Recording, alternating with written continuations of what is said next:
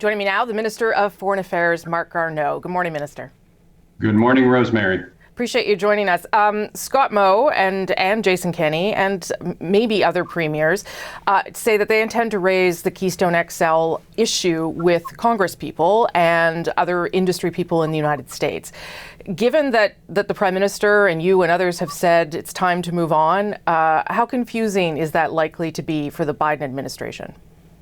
What we've said is that we've always supported the Keystone Pipeline for years, and we've made that clear. In fact, the Prime Minister repeated it yesterday or Friday with President Biden, that we are supported, that we're disappointed, that we believe that we're important for the energy security of North America, and that we will continue to be there for their energy security. And so we knew, and we're not surprised, that President Biden, who's held a long-term position with respect to Keystone, made that decision, but we're still disappointed, and we still will carry the message that we're a reliable energy supplier to the United States, our neighbor. Okay, let me move on to Buy American provisions. This is another area that the president is expected to move on this week. I know that he told the Prime Minister on Friday that we would be consulted. What does that mean? Because he also, from what we understand, told us that we would be disappointed or perhaps not satisfied. So how far do you think those consultations might go? I think there will be consultations whenever something comes up that might jeopardize the very strong and integrated supply chains that exist between our two countries. And yes, President Biden is aware of it, and the Prime Minister made that very clear, that we are concerned about Buy America policies, because it actually harms our bilateral trading relationship, which is so tightly integrated. Sometimes some of the products that we sell to the United States already have American components in them. Mm-hmm. And those are messages that we carried a lot during the NAFTA 2 negotiations across the United States, and we'll continue to carry those messages to our neighbors. Do you think that means that there could be exemptions on sort of a case-by-case basis? Is that what you might be looking for? We'll see, but the good news is that President Biden is certainly aware of our concerns with Buy America policies, so we'll move from there. Sure, but he was also aware that we wanted to keep Keystone, and he didn't keep that he didn't do anything for us on that front. So I'm just wondering how reassured are you when the president says we'll be consulted? Well, the first step is an awareness of the situation, which is always an important first step. So we will continue to stay on top of that. And obviously, if we see that there can be cases where there is damage done to our trade, because of Buy America policy, we will speak up. And President Biden has indicated that he is open to hearing from us whenever we feel concerned. Okay, I want to move on to some of the enhanced measures at the border that the president has also talked about, particularly at land borders. What might that mean, given that land borders are currently restricted to essential travel? Do you have any idea? I think all options are on the table. Obviously, there have been strong measures taken with respect to, if I can call them, air borders at our airports, with respect to having to be pre-tested before coming into the country, the requirements for quarantines. Land borders present some additional challenges compared to airports. And as you point out, there's an enormous amount of essential travel that occurs between the two countries to keep our economies going. So I know that we will engage in a very serious way with the U.S. administration on how best to deal with land borders, because under normal circumstances, there can be hundreds of thousands of people crossing every day under normal circumstances. Well, I'm glad you brought up quote unquote air borders, because it does seem as though the United States is perhaps ready also to move on that front with international flights. We know that lots of Canadians continue to fly to the United States right now, even if it's not what we would maybe characterize as essential travel. Do you foresee that might change in the coming days?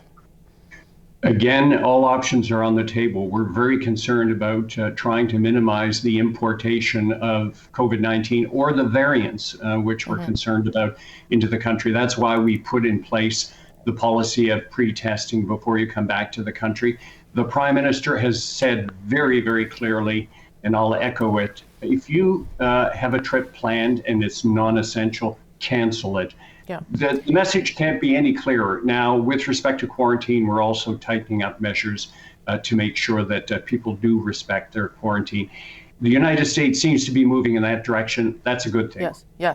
I understand all of that, but if there are people right now who are in the U.S., is it possible that, I don't know, that you could no longer fly there going forward? I guess you'd be able to come home, but you wouldn't be able to fly there going forward. Wouldn't that help Canada too if the United States moved to do that?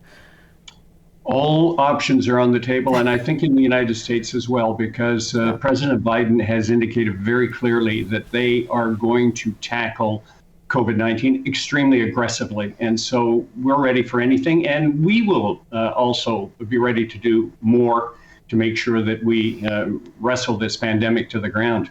Could we see, just to go back to land borders for a minute, Minister, could we see additional testing at land borders? Well, that would be something that would be fairly easy to implement. Well, it would be easier to test to do if we have quick tests that can be done, because it's a little bit more challenging to do testing at the border, but it's something that we're looking at very seriously. And as quick tests come along, that makes a big difference, because there are challenges with respect to potentially certain land border points being very congested. Yeah. And meanwhile, there's a huge amount of traffic flow that has to keep going. But our number one priority is the health and safety of Canadians. So we could very much work in that direction as well. Just to go back to the Prime Minister's warnings this week about not traveling and to expect measures soon. Should we expect them this week? Is it going to happen quite quickly? Let me just say that it is in very active discussion. I'm not going to predict when or what, but I can tell you that we are very seized with it in our government. Could you invoke the Emergencies Act to limit travel entirely? We are looking at all potential actions to make sure that we can achieve our aims. The Emergencies Act is something you don't consider lightly, but we are first and foremost concerned about the health and safety of Canadians.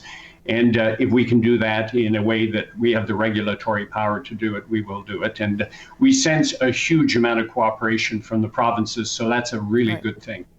Antony Blinken, who will be your counterpart, Secretary of State, once he's confirmed, how have you already reached out to his staff? How soon do you expect to have a conversation with Mr. Blinken? Very soon. He has to be officially confirmed, but we have put out feelers to engage very, very early. We did have something planned for tomorrow, but something came up, and I guess it's the confirmation to finish. Yeah. But very, very soon after that, I'm really looking forward to talking to Secretary Blinken and carrying on the messages that went between our Prime Minister and the President. Last question, and this is about the former Governor General, and I only ask it because I know that you knew her before she was Governor General, because of your shared love of space and both being astronauts. It's been reported that you knew that she was a difficult person, and I wonder if anyone asked you about her as a leader and whether you had any warnings for anyone. The Prime Minister's office did ask me about Julie Payette when her nomination was being considered, and I told them that my knowledge of Miss Payette was from a previous career as an astronaut, and we were astronauts together, and that she was a very professional astronaut, and in fact she flew twice representing Canada in space and did a very good job. Mm-hmm. That was the extent of my input to it, and it was the extent of my knowledge of Miss Payette.